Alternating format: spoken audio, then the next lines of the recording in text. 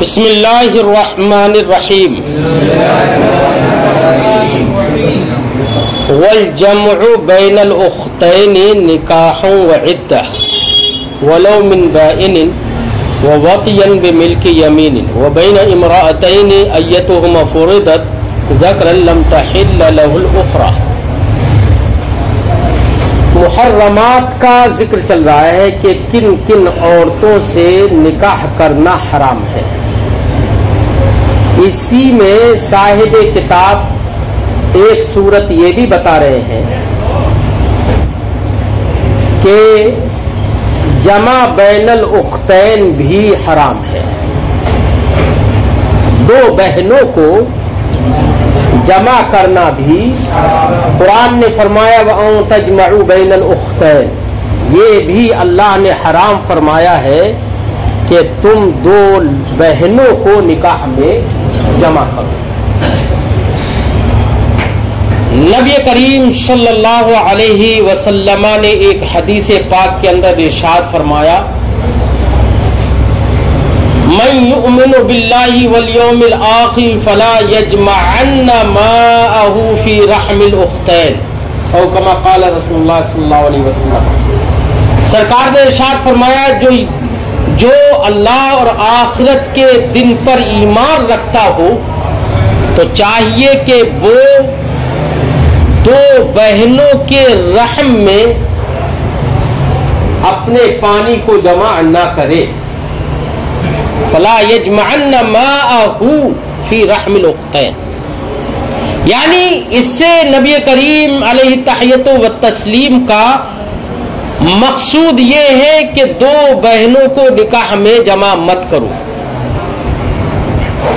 لہذا اگر ایک بہن سے آپ کا نکاح ہے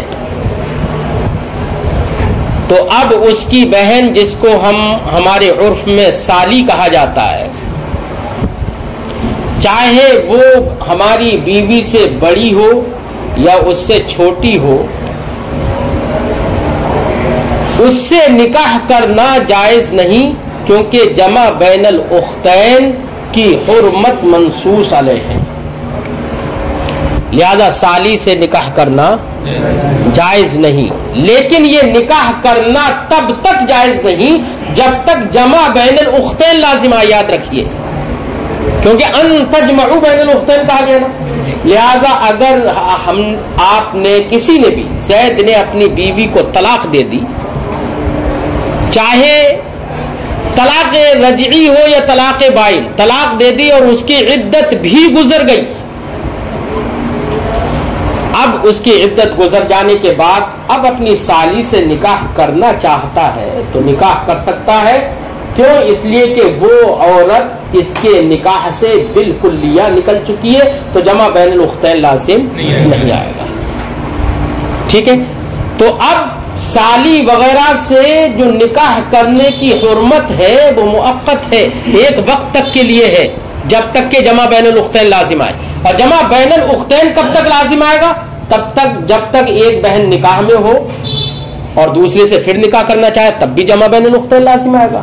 اور اگر ایک کو طلاق دے دی، لیکن وہ طلاق چاہے طلاق رجعی دی ہو یا طلاق بائن ہی کیوں نہ دی ہو، اگر طلاق دے دیے اور وہ عدت طلاق میں ہے تو عدت طلاق میں ہونے کی صورت میں بھی سالی سے نکاح کرنا، اس کی بہن سے نکاح کرنا جائز نہیں، کیونکہ جمع بین الاختین حکمن یہاں پر بھی لازم آئے گا۔ تو جمع بین الاختین چاہے حقیقتاً ہو وہ بھی حرام، حکمن ہو، یہ ہم نے حکمن اپنی طرف سے اس لیے کہا ہے کہ طلاق بائن اگر دے دی تو کوئی یہ کہہ سکتا ہے نا کہ طلاق بائن دے دی تو طلاق بائن میں تو وہ عورت نکاح سے فوراً جدا ہو جاتی ہے، جب نکاح رہا ہی نہیں تو جمع بین الاختین کو لازم آئے گا وہاں، تو وہاں تو نکاح کر لینا جائز ہونا چاہیے طلاق بائن کے بعد، چاہے وہ عدت میں ہی کیوں نہ ہو۔ تو ہمارے فقہاء نے فرمایا کہ دیکھیے جب تک عورت عدت میں رہتی ہے، چاہے طلاق بائن کے ذریعے سے ہی کیوں نہ عدت گزار رہی ہو، جب تک عدت میں رہتی ہے تب تک شریعت نے کیا کہا کہ اس عورت کا کھانا پینا خرچہ وغیرہ سب کون اٹھائے گا؟ شوہر اٹھائے گا۔ इसका मतलब उठाना, ये सब जिम्मेदारियां निभाना, ये सब दलील है इस बात की कि अगरचे उसका निकाह खत्म हो गया है लेकिन मिन वजहिन उससे ताल्लुक अभी भी है। तो मिन वजहिन ताल्लुक है, इसलिए इसी मिन वजहिन ताल्लुक की वजह से इद्दत के अंदर उसकी बहन से निकाह करना जायज नहीं होगा। बात समझ में आ गई है? ये तो मनकूहा औरत की बहन से निकाह करना हराम हुआ। कभी कभी ये तो निकाहन ही हराम है जमा बैनुल उख्तैन, कभी बेटा जमा बैनुल उख्तैन निकाहन हराम नहीं होती है लेकिन वतियन हराम होती है। मसलन कहीं पर निकाह ही ना हो, एक बांदी है, उसको खरीदा, खरीद कर आका ने उससे वती भी की, जायज है, निकाह करने की जरूरत ही नहीं है। अब एक बांदी से वती कर रहा है, अब उसकी बहन को भी खरीदना चाहता है, खरीद ले, कोई बात नहीं, खरीदने में गलत नहीं है, लेकिन अब वतियन दोनों को जमा करना यह हराम होगा। क्या? तो बेटा निकाह तो यहां है ही नहीं, यहां पर वतियन जमा करना हराम होगा। ऐसा अब नहीं कर सकता कि इससे भी वती कर रहा है उससे भी वती करे, एक वक्त में दो बहनों से वती नहीं कर सकता, क्योंकि नबी करीम ने फरमाया कि मैं युमिनु बिल्लाहि वल यौमिल आखिर फला यजमअन्ना माअहू फी रहमिल उख्तैन, दो बहनों के रहम में अपने पानी को जमा ना करें।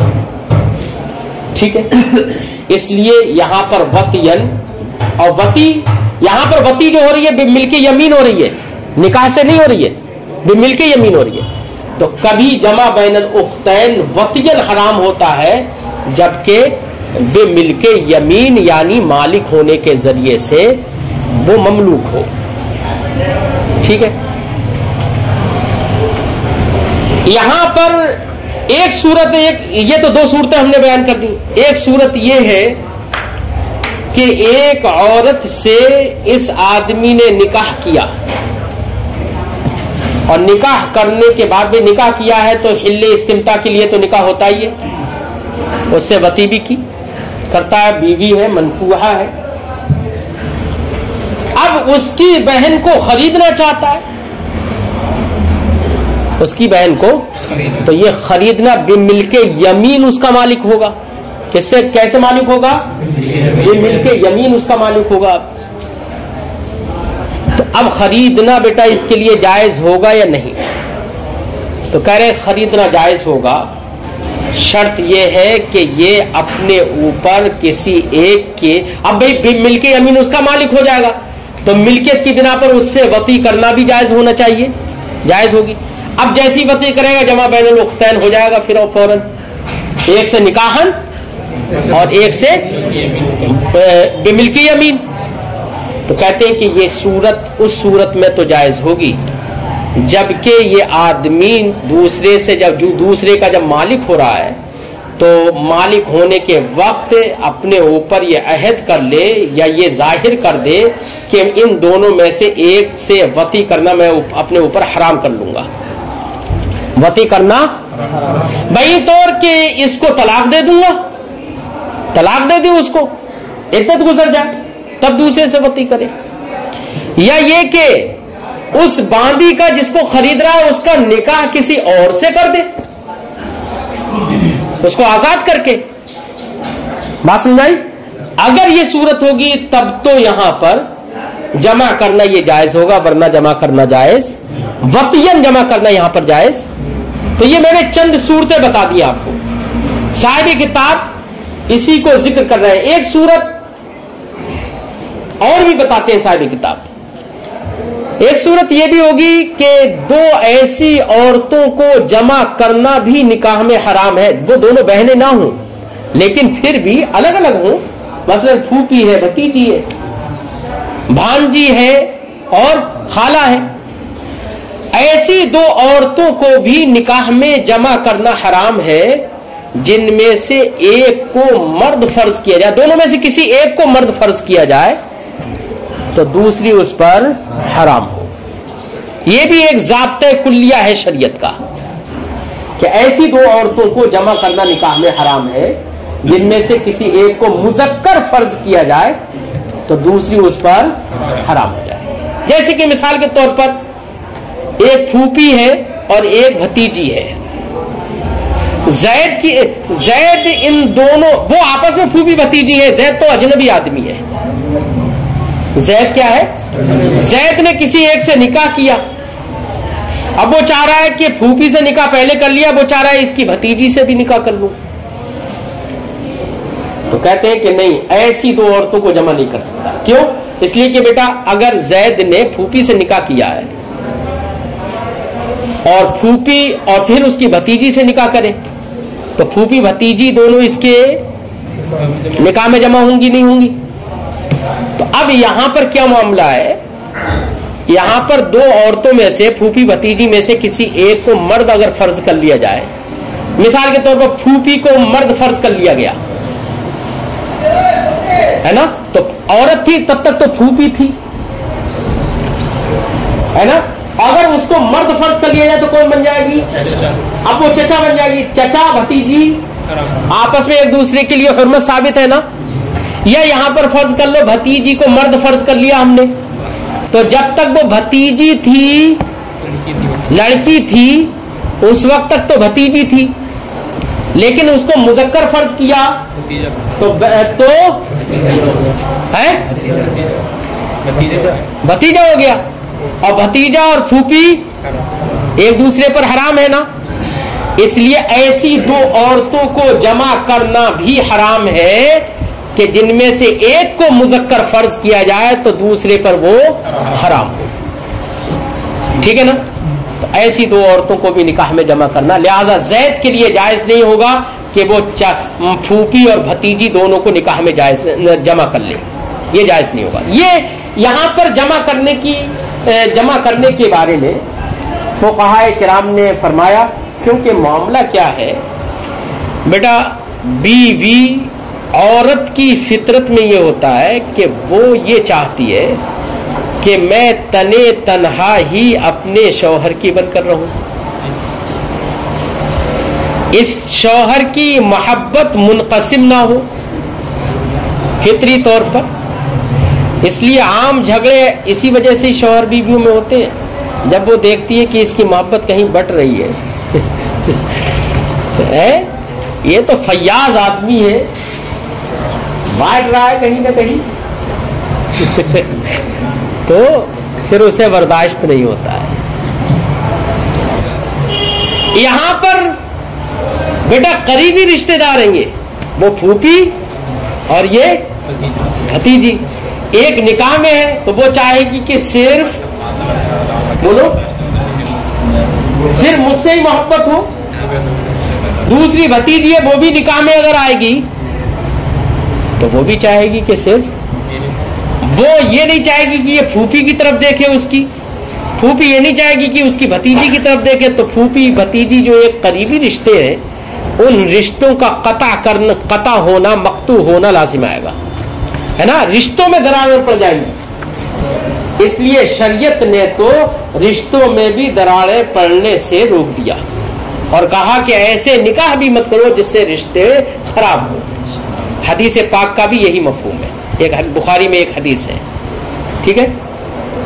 تو اس لیے ایسی دو عورتوں سے نکاح کرنا حرام ہے جن میں سے ایک کو مذکر فرض کیا جائے تو دوسری اس پر. اچھا بیٹا، دونوں میں نے ابھی مثال میں بتایا کہ دونوں میں سے کسی کو بھی مذکر فرض کیا جائے تو دوسری حرام ہو جانا چاہیے اس پر.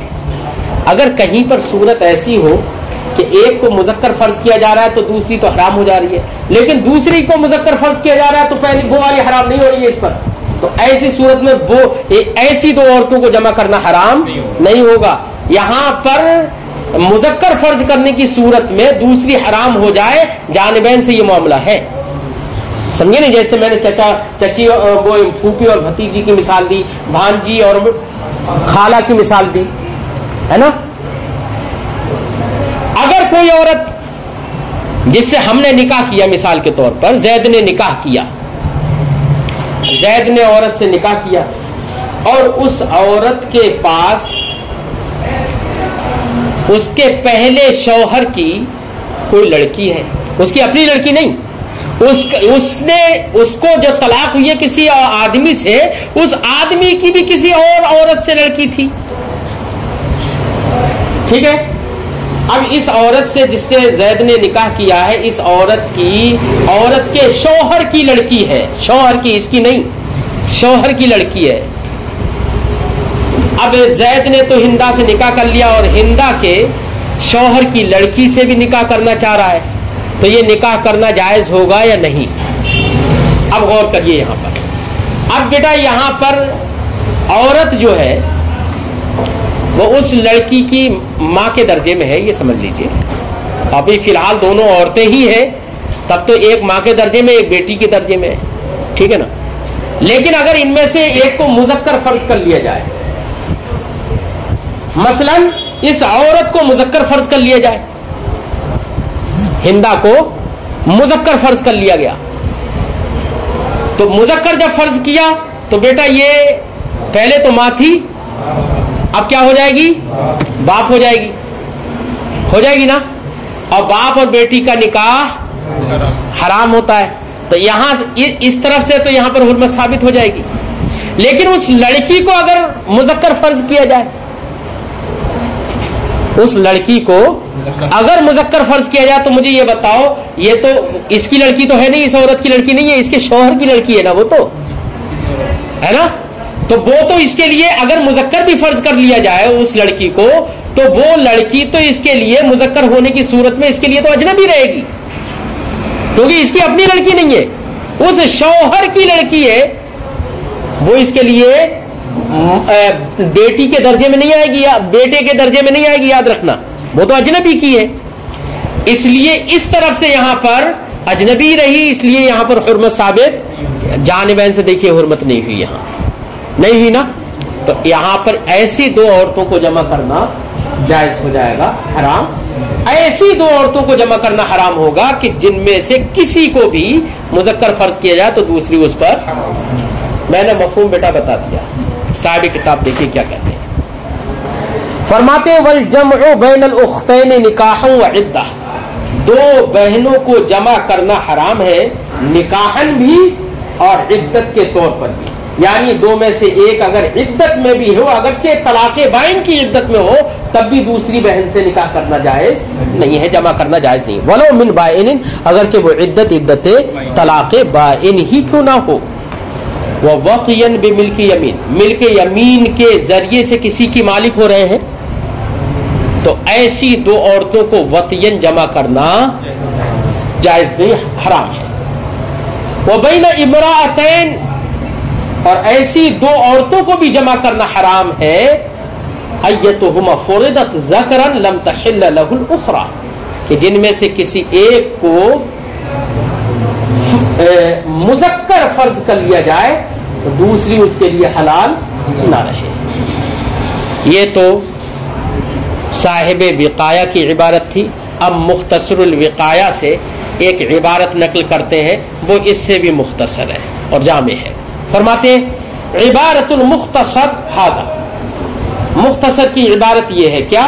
وَيُحَرِّمُ نِكَاحُ امْرَأَةٍ وَعِدَّتُهَا نِكَاحَ امْرَأَةٍ أَيَّتُهُمَا فُرِضَتْ ذَكَرًا لَمْ تَحِلُّ لَهُ الْأُخْرَى، ایک عورت کا نکاح کرنا، ایک عورت سے نکاح کرنا، تو ایک عورت سے نکاح کرنا یا ایک عورت کی عدت یہ حرام کر دے گی دوسری عورت کے نکاح کو، کب؟ ایتہما فرضت ذکرا، کہ ان دونوں میں سے کسی ایک کو مذکر فرض کر لیا جائے، لم تحل له الاخرى، تو اس کے لیے دوسری حلال نہ رہے۔ ووطئها، ایسی ایک عورت کا نکاح حرام کر دے گا دوسری عورت سے وطی کرنے کو، ملکن وطی کرنے کو بھی حرام کر دے گا۔ وقضا وطیها ملکن وطیها، ایسی کسی عورت سے وطی کر رہا ہے ملکن، مملوکہ ہے کوئی عورت، اس عورت سے وطی کرنا ملکن یہ حرام کر دے گا وطیہا نکاحن دوسری عورت سے وطی کرنا نکاحن بھی.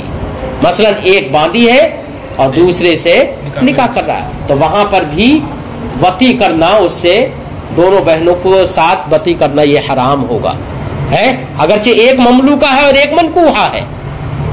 بات سمجھائی؟ ہاں. وہ ملکن یا دونوں مملوکہ ہیں یہ ایک سے وطی کر رہا ہے ملکن اور دوسرے کو بھی اپنا مملوک بنا رہا ہے. اب دوسرے سے وطی کرے ملکن تو یہ بھی کیا ہوگا؟ حرام ہوگا. لا نکاح اس کے نکاح کو حرام نہیں کرے گا. مثلا ایک بہن کا تو مالک ہے یہ ملک یمین کے طور پر اس سے تو وطی کر رہا ہے ملک یمین کے طور پر یعنی اس کا مالک ہے اور دوسری بہن سے نکاح کر رہا ہے اس کی تو نکاحن یہ صرف حرام نہیں ہوگی. یاد رکھنا نکاح کرنا حرام نہیں ہوگا ہے. یہی وجہ ہے کہ اگر اس نے ہاں وطی کرے گا تو حرام ہوگا کیونکہ نبی کریم نے کیا فرمایا من یؤمن باللہ والیوم الآخر فلا یجمعن معہ فی رحم الاختین دو بہنوں کے رحم میں اپنے پانی کو جمع نہ کرے ہے نا. تو یہ کب پایا جائے گا؟ جبکہ وطی کرے. صرف نکاحن تو نہیں ہوگا. ایک سے باندھی ہونے کی وجہ سے وطی کر رہا ہے دوسرے سے نکاح کر لیا تو نکاح حرام نہیں ہوگا. یاد رکھیں ہے نا. ہاں اگر وطی کرے گا تو اس لیے اگر نکاح کیا اور اس نے عہد کر لیا یا تہیہ کر لیا کہ میں ان میں سے کسی ایک کو اپنے اوپر حرام کر لوں گا تو نکاح جائز ہے. ٹھیک ہے. فرماتے ہیں فَإِن نَكَحَهَا اگر اس میں یا کاٹ دیے چلو خیر کاٹ دی تب بھی کوئی بات نہیں فعل ماضی سے ہی معنی ادا ہو جائے گا اور فعل مضارع بھی ہوتا تب بھی کوئی پریشانی نہیں تھی. فَإِن نَكَحَهَا لَا يَطَعُ وَاحِدَةً اگر کسی عورت سے نکاح کیا اس نے اس طور سے کہ وہ دو میں سے ایک سے وطی کرے گا ہی نہیں. لا يطع واحدة ایک سے وطی نہیں کرے گا حتى يحرم الاخرى کہ تب تک وطی نہیں کرے گا جب تک کہ دوسری کو حرام نہ کر دے. اے کون المرأة فی نکاح رجل اب اس کی صورت توضیح کر رہے ہیں. یہاں تک مختصر الوقایہ کی عبارت ہوگی پوری. اب اس کی توضیح کر رہے ہیں صاحب شرح. فرماتے اے کون المرأة فی نکاح رجل او فی عدتہ مطلب یہ نکلا کہ عورت کسی مرد کے نکاح میں ہے او فی عدتہ یا کسی مرد کے طلاق دینے کے بعد اس کی عدت میں ہے. اس کی ولو من طلاق بائن اگرچہ طلاق بائن ہی کی عدت میں کیوں نہ ہو. یحرم نکاح یا یحرم نکاح امرأۃ تو اب ایسی صورت میں جب کہ یہ عدت میں ہے تو ایک ایسی عورت سے نکاح کرنا حرام ہوگا ایتہما فرضت ذکرا جن میں سے اس عورت اور اس دوسری عورت دونوں میں سے کسی ایک کو فرض کیا جائے مذکر لم تحل له الاخرى تو اس کے لیے دوسری والی حلال نہ رہے. وایضا یحرم وطی هذه المرأة بملک یمین ایسے ہی اس عورت سے وطی کرنا حرام ہوگا ملک یمین کے ذریعے سے بھی یعنی نکاح تو حرام ہو ہی جائے گی ویسے ہی ملک یمین کی بھئی ایک عورت تو عدت میں ہے یا ایک عورت پہلے سے نکاح میں ہے اور دوسری اس کی بہن کو خرید لے رہا ہے تو ملک یمین کے ذریعے سے اس سے مالک ہو رہا ہے. اب اس سے وطی کرے تو یہ بھی کیا ہوگا؟ حرام ہوگا. اما وطی احدہما بملک یمین رہی وہ صورت جبکہ ان میں سے ایک سے وطی کر رہا ہو ملک یمین کے ذریعے سے مثلا ایک باندھی ہے فَيُحَرِّمُ وَطِيَّ الْأُخْرَى نِكَاحًا تو یہ وطی کرنا ملک یمین کے ذریعے سے یہ حرام کر دے گا دوسری سے وطی کرنا نکاحً. وطی کرنے کو حرام کرے گا ہے نا صرف نکاح کرنے کو حرام نہیں کرے گا. اور ملک یمین ایسی دوسرے سے وطی کرنے کو حرام کر دے گا نکاحن بھی اور ملک یمین کے طور پر ہی چاہے دوسرے کو باندھی بنائے یا نکاح کرے اس سے وطی کرنا حرام کر دے گا. لیکن لا یحرم نکاحہا لیکن اس کے نکاح کو حرام نہیں کرے گا. وجہ سمجھ میں آ گئی ہے نا. حتی اذا نکحہا یہاں تک کہ جب اس نے اس سے نکاح کیا اس طور سے کہ لا یطع واحدتن، کہ کسی ایک سے وطی کرے گا ہی نہیں ہے، اس شرط پر اس نے نکاح کر لیا، حتی یحرم علیہ الاخری، اس وقت تک وطی نہیں کرے گا جب تک کہ دوسری کو اپنے اوپر حرام نہ کر لے. سمجھے نہیں؟ تو ایسی صورت میں نکاح جائز ہو جائے گا. وہذا معنی ما قال المصنف، یہی مطلب ہے مصنف نے جو عبارت پیش کی تھی، ہم نے اس کی توضیح کر دی ہے. فَإِن تَزَوَّجَ اخت امت، اب تفریق کر رہے ہیں، ایک مسئلہ بیان کر دے رہے ہیں اسی کا. فَإِن تَزَوَّجَ اخت امت وَطِيَهَا لَا يَطَعُ وَاحِدَةً، لہذا اگر کسی شخص نے اپنی باندی کی بہن سے نکاح کیا، باندی کی بہن سے، تو باندی سے تو وطین مل کے یمین کی بنا پر وطی کر رہا ہے. اب باندی کی بہن سے کسی نے نکاح کیا، کون سی باندی کی بہن سے؟ امتن وطیہا، ایسی باندی کی بہن سے جس سے اس نے وطی کر لیا، اس کی بہن سے اس نے نکاح کیا. لا یطع واحدۃ، اس طور سے کہ وہ ایک سے وطی نہیں کرے گا، حتی یحرم احداہما علیہ، یہاں تک کہ ان دونوں میں سے ایک کو اپنے اوپر حرام کر لے گا. اب حرام کرنا دو طرح سے، اما بازالۃ الملک، یا تو اس طرح سے کہ ملک کو ہی زائل کر دے گا، یعنی جو باندی ہے اس کو آزاد کر دے گا، ہے نا. اب چاہے کل کو آزاد کر دے یا باندی کے جز کو آزاد کر دے، اس میں تو اجزاء متصور ہو سکتے ہیں نا، کہ بھئی آدھی باندی میں نے آزاد کر دی نیچے کی، اب میں وطیر کروں گا ہی نہیں، یا بیچ دی دوسرے کی مالک بنا دی. تو ازالہ ملک کر دے، چاہے آزاد کر کے بعض کو یا کل کو، یا بیچ کر، یا کسی اور طریقے سے. اما بازالۃ الملک، یا تو ازالہ ملک کے ذریعے سے، عن کلھا، اس کے پورے سے ازالہ ملک کر دے، اور بعضھا، یا بعض جسم سے ازالہ ملک کر دے، اور بالتزویج، یا کسی اور سے نکاح کرا دے کہ بھئی یہ جو میری باندی ہے نا، میں اس کا نکاح اس سے کر دیتا ہوں، یعنی اس کو آزاد کر دیا اور اس سے نکاح کر دیا. یا کسی دوسرے سے نکاح ہی کر دیا، کسی دوسرے غلامی ہی سے نکاح کر دیا. تو نکاح کر دیا تو اب ملک وضع کا مالک ہو گیا وہ، اب تو یہ نہیں رہے گا نا. ایسا تھوڑی ہے کہ یہ بھی مالک رہے، نہیں، اب ملک وضع کا مالک اس کا ناکے رہے گا، ٹھیک ہے نا. تو اب اس نے تو اپنے اوپر حرام کر دی نا اس طریقے سے. اب اس کی بہن سے، اس باندی کی بہن سے نکاح کرنا جائز ہو جائے گا، اور حرام ہونے کے بعد تو اس سے وطی کرنا بھی جائز ہو جائے گا. فَإِن تَزَوَّجَهُمَا، لہذا اگر اس نے دونوں عورتوں سے، دو بہنوں سے نکاح کیا، بِعَقْدَيْن، ایسی دو عورتوں سے بیٹا دونوں میں سے کسی ایک کو مذکر فرض کیا جائے تو دوسری حرام ہو جائے، تو ایسی دو بہنوں کو جمع کرنا یا ایسی دو عورتوں کو جمع کرنا حرام ہے نا، تو نکاح تو ہوگا ہی نہیں.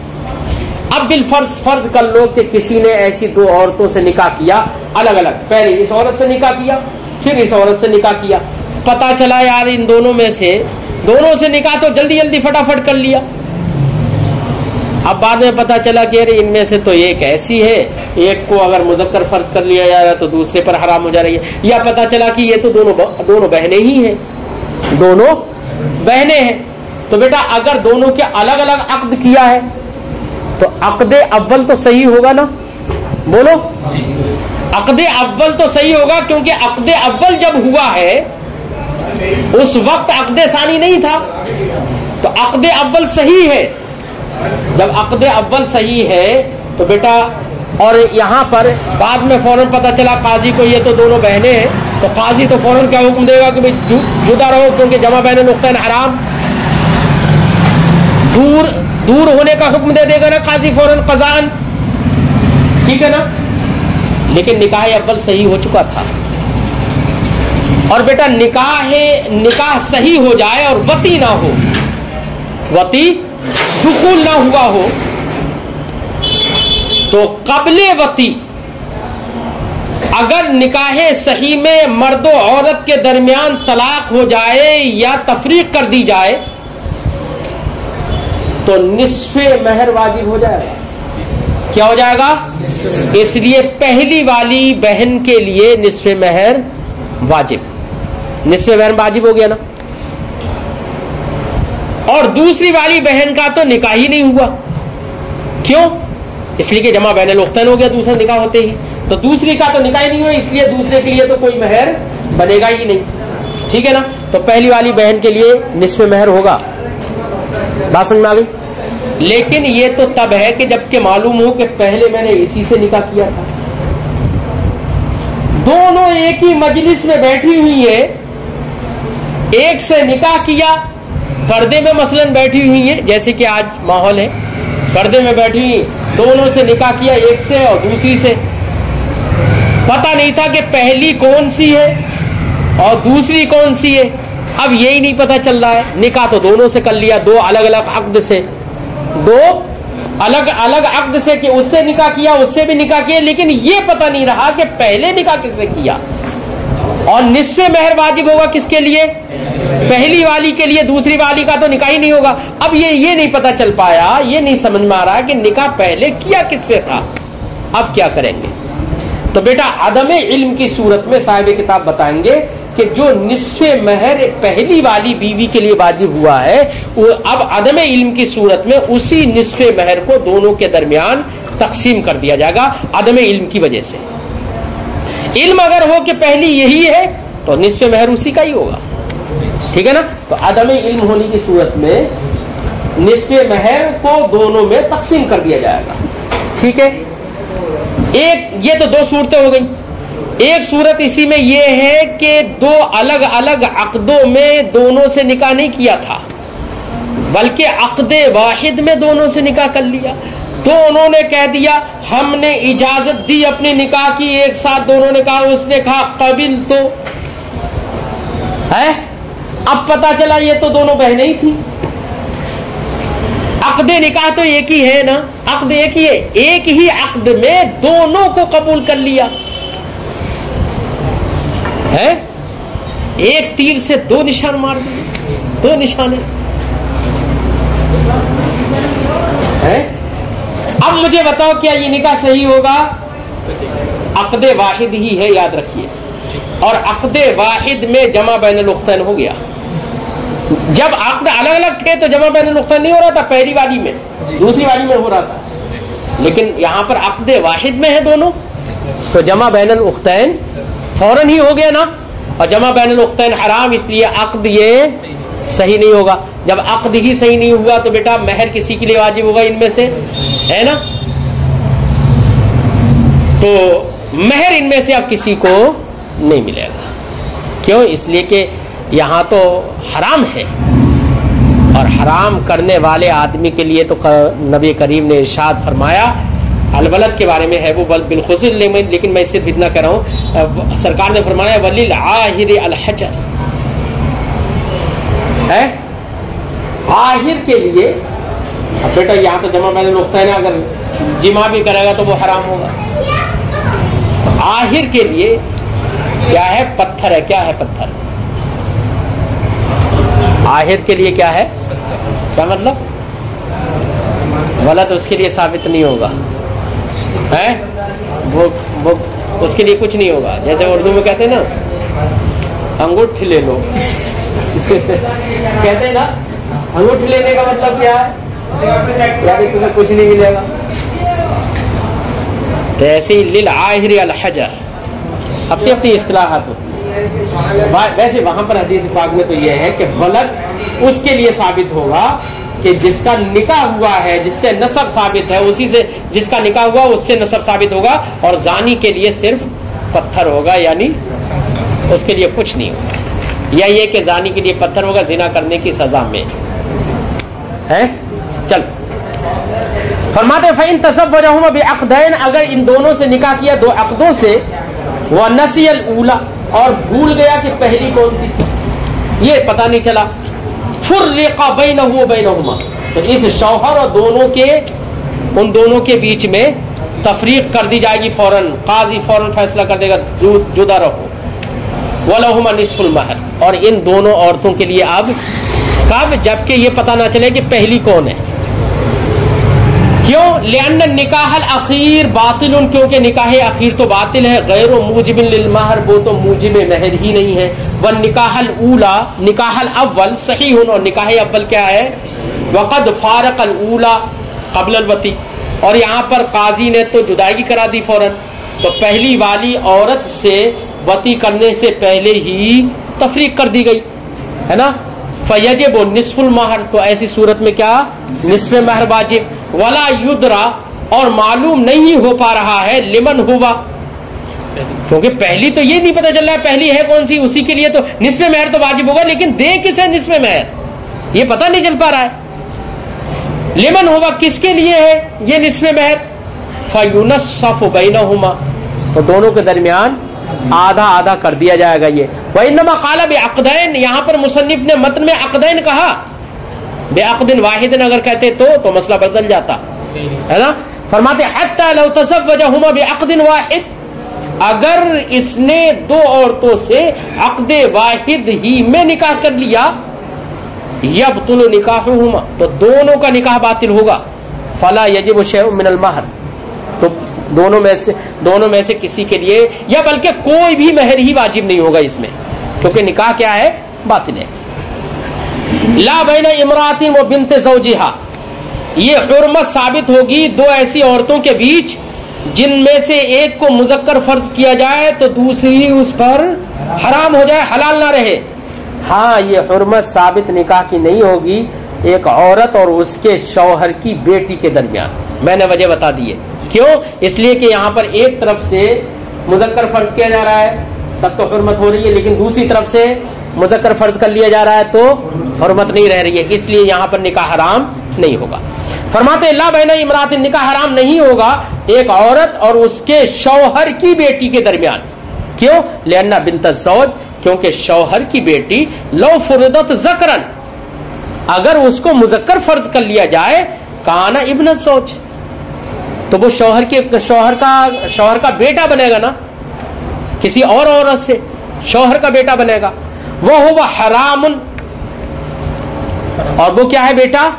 بھیا یہ عورت اگر فرض کر لی جائے اس کو مذکر تو یما بن جائے گی اس کی، کیونکہ شوہر کی بیوی ہے نا یہ، وہ ہوا حرام، اور یہ لڑکا جو ہوگا اب یہ حرام ہوگا اپنے باپ کی بیوی منکوحہ پر، ٹھیک ہے، اما المرأۃ الاخری، لیکن دوسری عورت اس کو اگر فرض کر لیا جائے، لو فرضت ذکرن، اگر دوسری عورت کو مذکر فرض کر لیا جائے، لا تحرم علیہ، تو قرابت محرمہ نہ ہونے کی وجہ سے یہ عورت اس پر حرام نہیں ہوگی مذکر پر، لا تحرم علیہ تلک المرأہ، تو یہ دوسری عورت جو ہے اس مذکر پر حرام نہیں رہے گی۔ دوسری عورت سے مراد یعنی اس کے شوہر کی جو لڑکی ہے وہ حرام نہیں ہو پائے گی، کیوں؟